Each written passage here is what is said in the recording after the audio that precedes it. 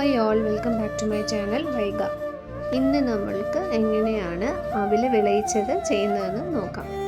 ആദ്യം ഒരു അര കപ്പ് ശർക്കര, ഒരു 1/4 കപ്പ് വെള്ളം ഒഴിച്ച് ഒന്ന് ഉരുക്കി ഫിൽറ്റർ ചെയ്ത് വേസ്റ്റൊക്കെ റിമൂവ് ചെയ്ത് എടുക്കുക.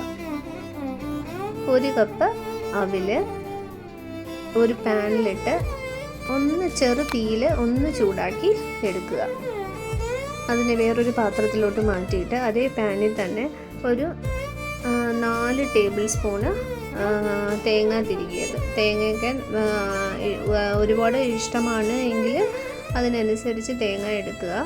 ആ പാനിൽ തന്നെ തേങ്ങ ഇട്ട് ചെറു തീയിൽ തേങ്ങയിലെ ഈർപ്പമയം പോകുന്നത് വരെ, നന്നായിട്ട് വറുക്കണ്ട, ചെറിയൊരു ഈർപ്പമയം പോകുന്നത് വരെ ഒന്ന് വറുത്തെടുക്കുക.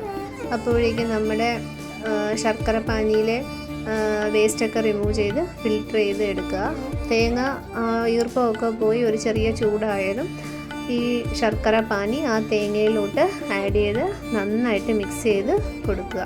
ഇതെല്ലാം ചെറിയ തീയിൽ വെച്ച് വേണം ചെയ്യാനായിട്ട് ഇനിയുള്ളത്.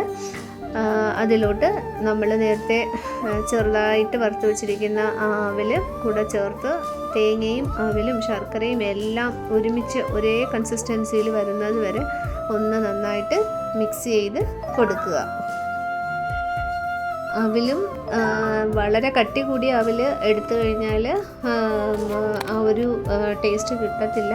നല്ല സോഫ്റ്റായിട്ടുള്ള അവിലും എടുക്കരുത്. ഒരു മീഡിയം സൈസിലുള്ള അവിലെടുത്ത് ചെയ്യുക. വേറൊരു പാനിൽ ഒരു 2 ടേബിൾ സ്പൂൺ നെയ്യ് ഒഴിച്ച് കാഷ്യൂ നട്ട്സും റൈസിൻസും ഇട്ട് ഒന്ന് ഫ്രൈ ചെയ്ത് എടുക്കുക.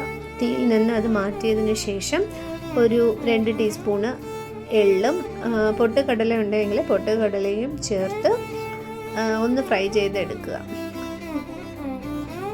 അവലിലോട്ട് ഒരു 2 ടീസ്പൂൺ ഏലക്ക പൊടിച്ചതും ചേർത്ത് നമ്മളിപ്പോൾ ചെയ്ത നട്ട്സ് താളിച്ചത് നെയ്യിൽ വറുത്തതും കൂടെ ചേർത്ത് നന്നായിട്ട് മിക്സ് ചെയ്തെടുക്കുക. അവിൽ വിളയിച്ചത് റെഡി.